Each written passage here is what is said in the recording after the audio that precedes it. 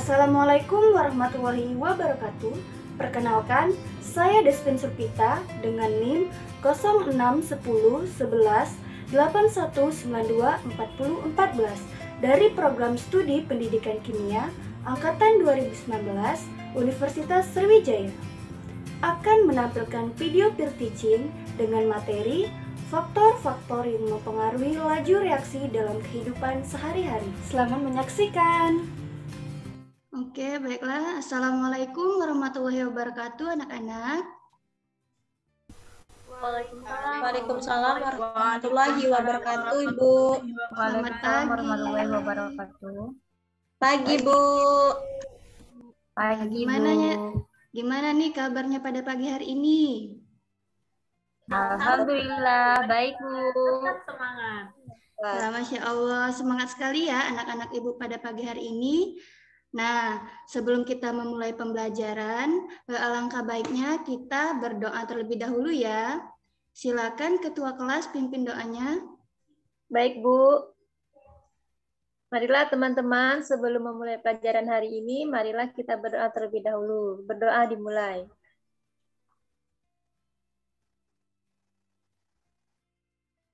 Berdoa selesai. Baiklah, terima kasih ya. Baiklah, selanjutnya Ibu akan mengecek kehadiran terlebih dahulu ya. Nah, sebelum itu pastikan anak-anak sudah siap dalam pembelajaran ya. Menggunakan pakaian rapi dan alat tulis sudah siap semua ya. Dan jangan lupa sarapan agar pembelajaran kita berjalan dengan baik dan semangat.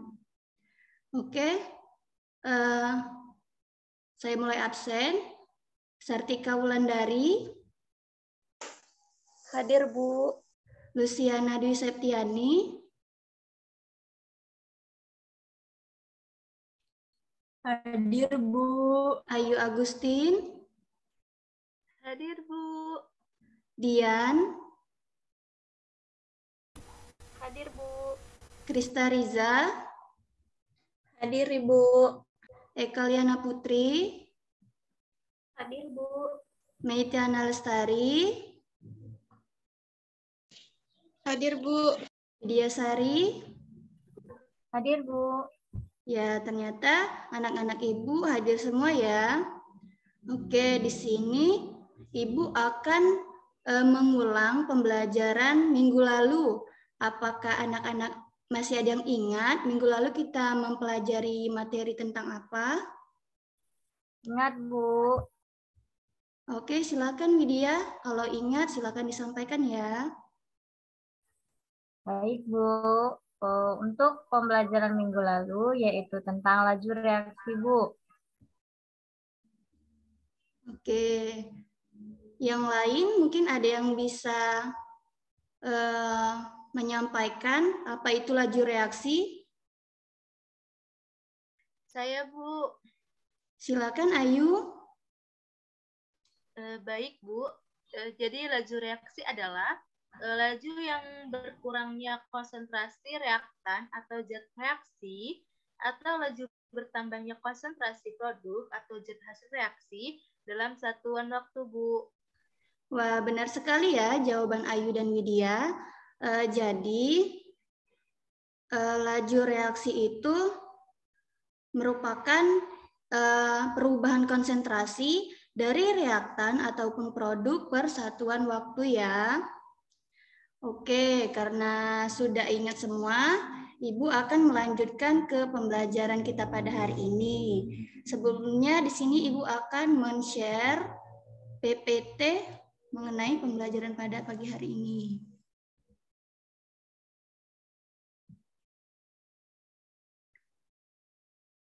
Oke, apakah PPT Ibu sudah terlihat? Sudah, Bu. Sudah, Bu.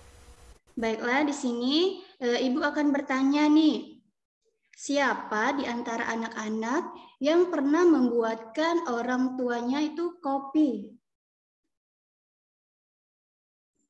Saya, Bu. Saya, Setiap Bu. hari saya kopi, Bu. Saya, Bu. Wah, bagus sekali ya.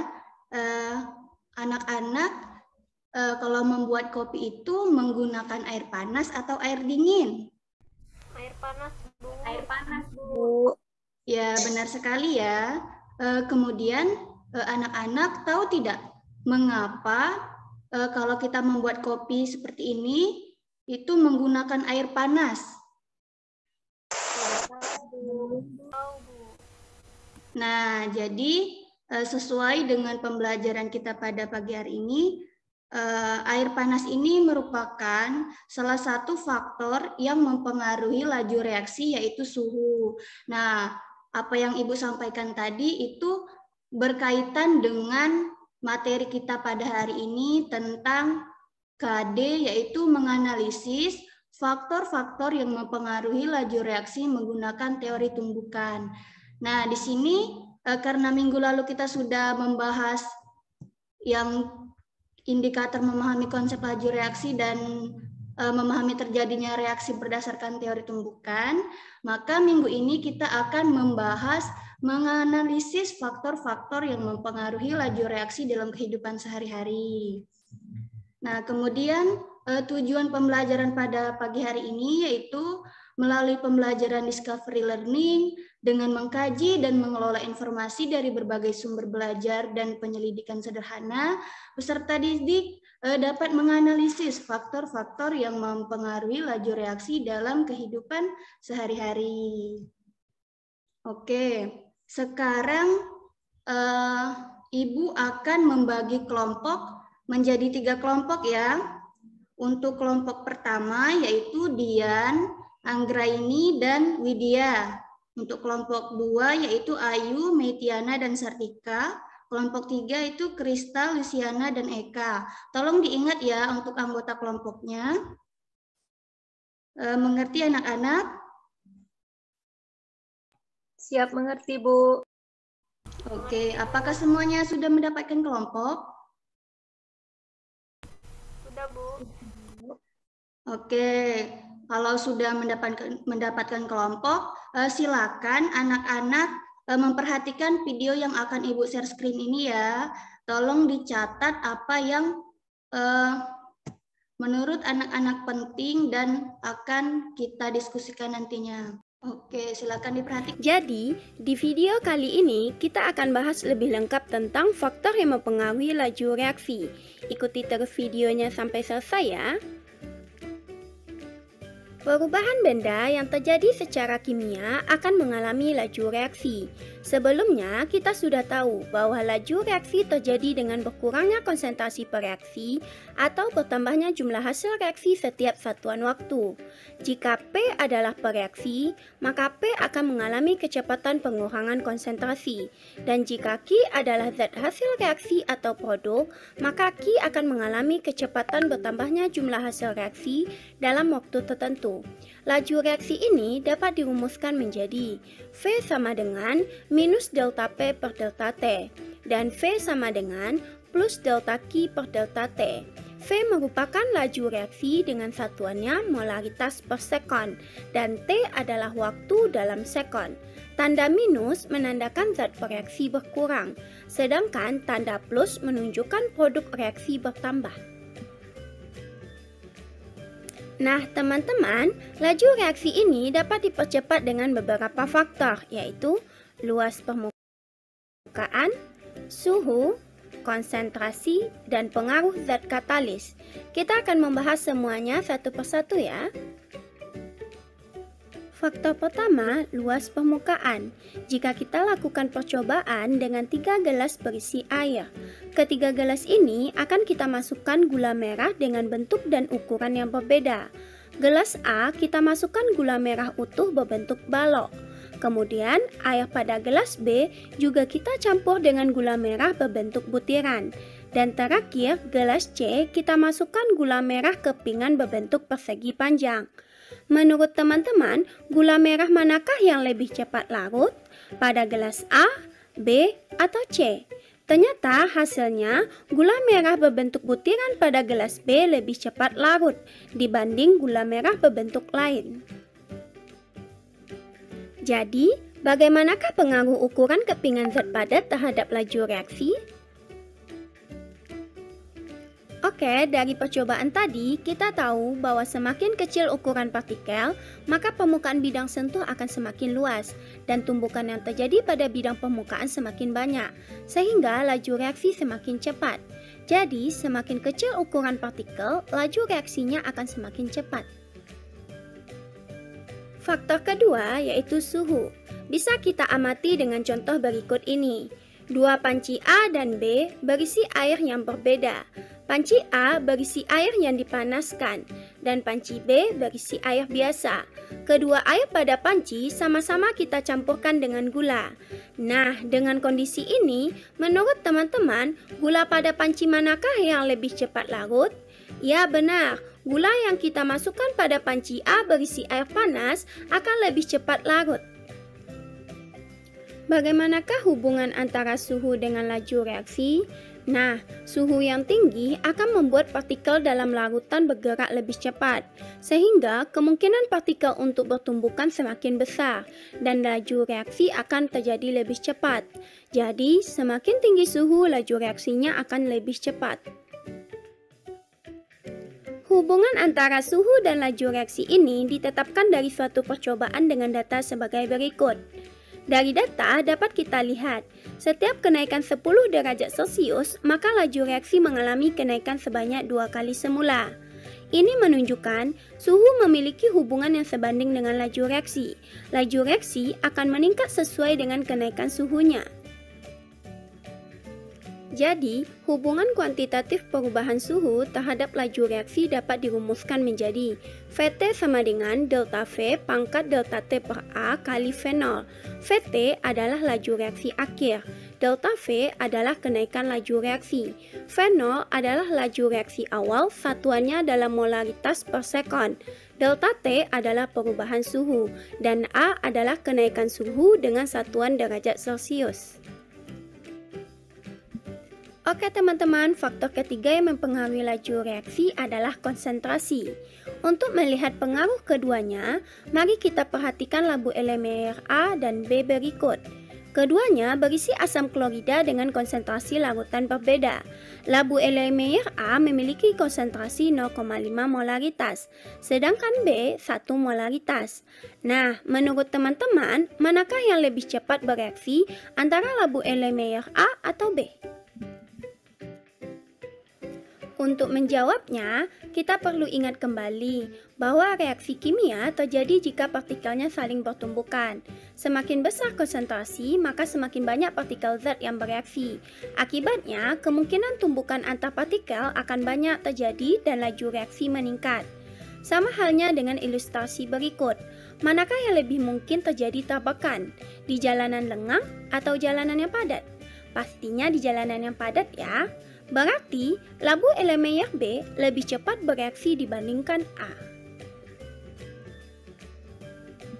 Jadi, semakin besar konsentrasi suatu zat akan semakin pekat suatu larutan dan banyak partikel yang dikandungnya.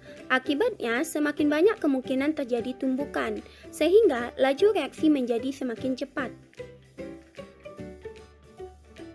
Oke teman-teman, kita lanjut faktor yang keempat, yaitu katalis. Nah, tahukah teman-teman, saat kita makan nasi, karbohidrat yang ada pada nasi akan dicerna di lambung dengan bantuan enzim maltase dan air, sehingga memecah maltosa menjadi glukosa. Enzim maltase inilah yang menjadi katalis pada proses pencernaan kita. Jadi, apa itu katalis? Katalis merupakan suatu zat yang dapat mempercepat laju reaksi kimia pada suhu tertentu tanpa mengalami perubahan atau terpakai oleh reaksi itu sendiri, sehingga pada akhir reaksi zat tersebut dapat diperoleh kembali.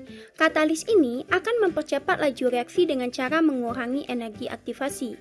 Ada dua jenis katalis homogen dan katalis heterogen. Katalis homogen adalah katalis berada dalam fase yang sama dengan reaktan. Biasanya, katalis dan reaktan berada dalam satu fase tunggal berwujud cair atau gas. Contohnya, asam sulfat, natrium hidroksida, kalium hidroksida. Sedangkan, pada katalis heterogen, katalis dan reaktannya berada dalam fase yang berbeda. Biasanya, katalis berwujud padat, seperti logam nikel dan platina. yang banyak digunakan dalam industri-industri untuk menghemat biaya produksi. Katalis mempercepat laju reaksi dengan menurunkan energi aktivasi. Kondisi ini mengakibatkan tumbukan efektif menjadi lebih sering terjadi. Nah, berarti semakin banyak katalis, energi aktivasi akan semakin turun dan tumbukan efektif lebih sering terjadi, sehingga laju reaksi akan semakin cepat. Jadi, katalis sebanding dengan laju reaksi. Oke, setelah menonton video tadi, Ibu akan memberikan tugas per kelompok. Silakan anak-anak buka LKPD yang Ibu berikan di grup WhatsApp. Dan jawab pertanyaan-pertanyaan tersebut, kemudian akan dibacakan ya. Ibu beri waktu 5 menit. Dimulai dari sekarang ya. Baik, Bu.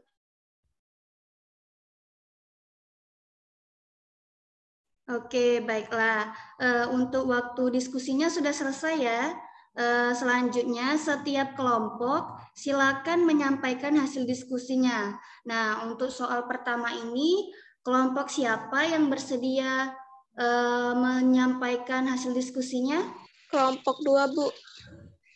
Oke, silakan kelompok 2, tapi sebelumnya Ibu akan share screen dulu ya, untuk Ya, jawaban yang kalian kirim di Ibu.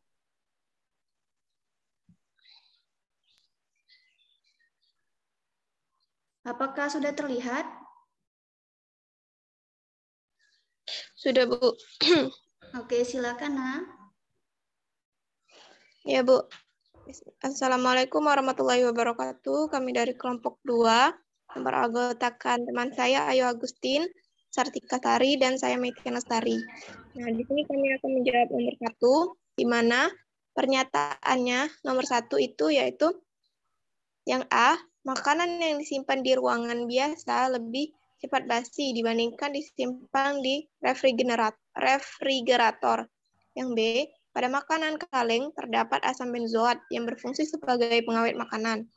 Yang C, pada saat memasak, bahan makanan dipotong menjadi potongan yang lebih kecil agar lebih cepat masak.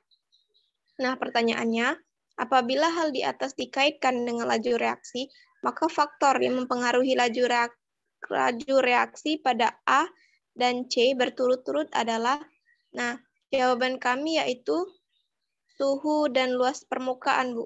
Nah, jawabannya yaitu alasannya, peristiwa yang pertama, makanan yang disimpan di ruangan biasa lebih cepat basi dibandingkan yang disimpan di refrigerator. Hal ini berarti ada perbedaan suhu antara ruangan biasa dan di dalam refrigerator atau lemari pendingin. Peristiwa kedua adalah pada saat kita memasak, bahan makanan dipotong menjadi potongan yang lebih kecil agar lebih cepat masak. Hal ini berarti terjadi penambahan total luas permukaan pada bahan makanan. Jadi, faktor yang mempengaruhi laju reaksi pada peristiwa tersebut berturut-turut adalah suhu dan luas permukaan. Mungkin itu saja, Bu, yang dapat kami sampaikan dari kelompok saya. Oke, bagus sekali ya jawaban dari kelompok 2. Kita kasih tepuk tangan dulu nih untuk temannya yang sudah berani menjawab dari soal nomor 1. Oke, dari presentasi kelompok 2 tadi, apakah ada yang ingin ditanyakan kepada kelompok 2? Izin bertanya, Bu. Oke, silakan Dian. Baiklah, terima kasih atas kesempatannya. Perkenalkan, saya Dia, perwakilan dari kelompok 1, izin bertanya kepada kelompok 2. Menurut kelompok 2, mengapa poin B tidak termasuk kriteria jawaban yang dipertanyakan pada soal nomor 1? Terima kasih. Terima kasih kembali ya Dia. Pertanyaannya bagus ya. Untuk kelompok 2, siapa nih yang akan menjawab pertanyaan dari Dian? Saya, Bu. Oke, silakan Sartika. Baiklah, saya perwakilan dari kelompok 2 akan menjawab pertanyaan dari Dian. Nah, menurut kelompok kami, mengapa poin B tersebut tidak termasuk dalam kriteria jawaban kami? Karena asam benzoat pada makanan kaleng itu berfungsi sebagai katalisator reaksi kerusakan makanan. Nah, poin B ini tidak tepat dengan pertanyaan soal nomor 1 tadi. Jadi jawaban yang paling tepat itu adalah pada poin A dan poin C. Sekian Bu jawaban dari kelompok kami. Oke, bagaimana Dian? Apakah jawaban dari Sartika bisa dipahami? Baik Ibu, sekarang sudah paham. Terima kasih. Oke, bagus sekali ya. Jawaban dari Sartika memang benar bahwa pada poin B itu tidak sesuai dengan apa yang ditanyakan oleh soal nomor 1. Untuk selanjutnya itu Ibu minta kelompok 3 ya menjawab pertanyaan nomor 2. Silakan kelompok 3. Bentar ya, Ibu share screen terlebih dahulu. Baik Bu. Oke, ini untuk kelompok 2 ya.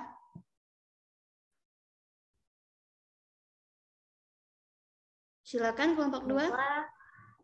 Saya perwakilan dari kelompok 2 akan membacakan hasil diskusi kami mengenai pertanyaannya, yaitu perhatikan pilihan berikut.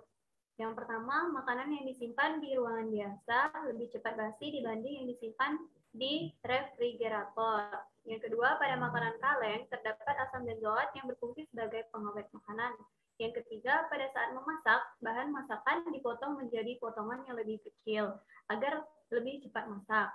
Nah, pertanyaannya adalah, berdasarkan keterangan di atas, maka pernyataan di bawah ini yang paling tepat adalah untuk jawabannya yaitu D. Karena keterangannya yaitu kalau pada jawaban A, kerusakan makanan, laju kerusakan makanan tidak dipengaruhi oleh suhu. Pernyataan tersebut salah karena kita dapat mencegah makanan agar tidak rusak atau basi dengan cara memasukkan ke dalam lemari pendingin. Kemudian untuk jawaban B, yaitu penurunan suhu ternyata dapat menurunkan energi aktivasi laju kerusakan makanan. Pernyataan ini salah karena yang dapat menurunkan energi aktivasi adalah dengan adanya penambahan katalis. Kemudian untuk jawaban C, yaitu asam benzoat. Pada makanan kaleng berfungsi sebagai katalisator reaksi kerusakan makanan. Pernyataan ini juga salah karena asam benzoat pada makanan bersifat memperlambat laju kerusakan makanan. Berarti bukan katalisator tetapi inhibitor.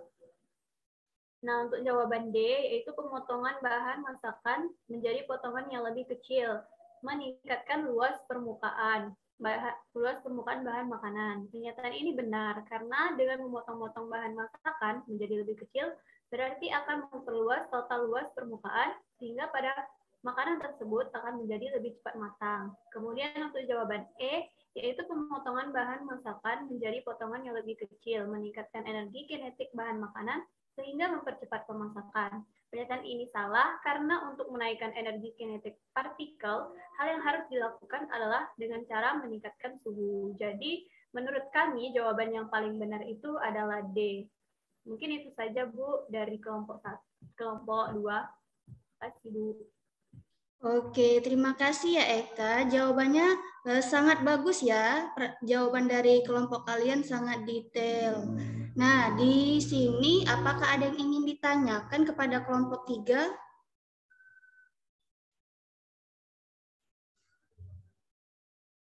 Tidak ada ya sepertinya. Baiklah, kalau tidak ada yang ingin ditanyakan lagi, kita lanjut ke kelompok 1. Silakan untuk kelompok 1 membacakan hasil diskusinya ya.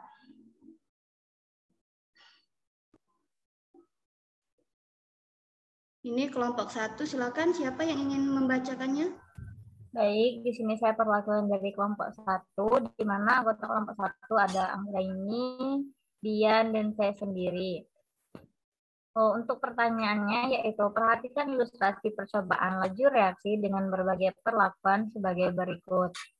Ada gambar 1, 2, 3, 4, dan 5. Percobaan 1 dan 3, laju reaksi dipengaruhi oleh, ada pilihannya yaitu suhu, konsentrasi, luas permukaan dan suhu, dan luas permukaan serta konsentrasi.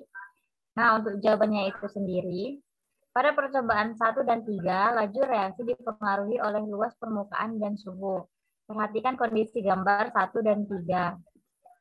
Pada gambar 1, bongkahan yang dimasukkan itu bentuknya lebih besar dibandingkan dengan bongkahan pada gambar 3, di mana pada gambar 3 berbentuk butiran kecil.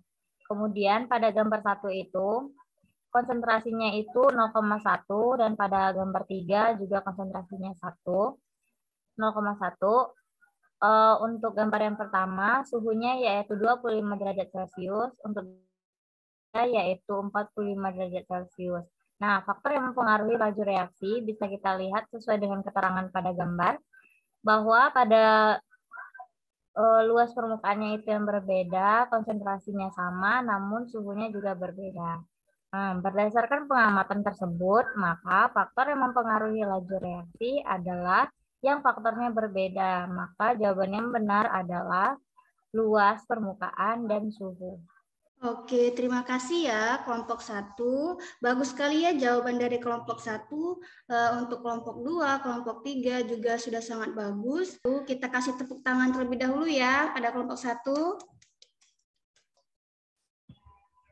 Oke, nah sampai sini apakah masih ada yang ingin ditanyakan anak-anak? Tidak ada, Bu. Tidak ada, Bu. Oke, baiklah. Jika tidak ada yang ingin ditanyakan dan waktu pun sudah 3 menit lagi, coba simpulkan pada pembelajaran kita pada hari ini ya. Ayo siapa yang berani menyimpulkan materi kita pada hari ini? Saya, Bu. Oke, silakan Krista. Baik, Bu. Terima kasih atas kesempatannya. Jadi, faktor-faktor yang dapat mempengaruhi laju reaksi adalah konsentrasi, luas permukaan, suhu, dan katalis. 1. Prinsip kerja konsentrasi dapat menaikkan laju reaksi disebabkan karena semakin tinggi konsentrasi, semakin banyak pula partikel yang bertumbukan, sehingga meningkatkan laju reaksi. Contohnya adalah cangkir A dituangkan kopi sebanyak 4 sendok, sedangkan cangkir B dituangkan kopi sebanyak 2 sendok. Maka cangkir A yang akan cepat terjadi perubahan yaitu warna yang pekat, kemungkinan terjadi tumbukan. 2. Luas permukaan dapat mempengaruhi laju reaksi karena semakin luas permukaan akan semakin banyak partikel yang bertumbukan, sehingga semakin besar pula laju reaksinya. Contohnya adalah sebongkah kayu yang dipotong-potong kecil akan lebih cepat terbakar. Namun, jika sebongkah kayu tersebut langsung dibakar tanpa dipotong, kayu akan terbakar lama. 3. Prinsip kerja suhu dapat menaikkan laju reaksi adalah dengan meningkatkan energi kinetik dari partikel-partikel pereaksinya. Contohnya adalah gula yang dituangkan ke dalam air panas dan air dingin. Maka yang akan cepat larut adalah gula yang dituangkan pada air panas. 4. Prinsip kerja katalis dapat meningkatkan laju reaksi adalah dengan cara menurunkan energi aktivasi reaksi tersebut. Terima kasih, Ibu. Oke, terima kasih ya Krista atas kesimpulannya yang telah dipelajari pada pagi hari ini. Baiklah, apakah masih ada yang ingin ditanyakan? Cukup, Bu, tidak ada. Tidak ada, Bu. Baiklah, kalau tidak ada, untuk materi selanjutnya silakan dipelajari lagi ya. Nanti tugasnya akan Ibu kirim dan dikumpul minggu depan. Nah, untuk anak-anak yang membuat tugas dengan baik dan benar akan mendapatkan hadiah nih dari Ibu. Jadi silakan dikerjakan ya. Siap, Bu. Baik, Bu. Oke, sebelum menutup pembelajaran kita pada hari ini, silakan ketua kelas pimpin doanya. Baik, Bu.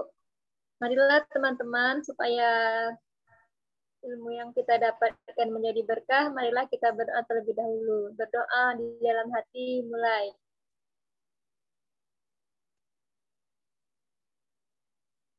Berdoa. Oke, baiklah. Marilah kita bersama-sama melafazkan lafaz hamdalah.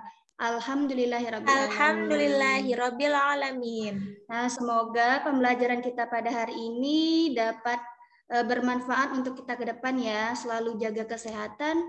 Dan Ibu akhiri, wassalamualaikum warahmatullahi wabarakatuh.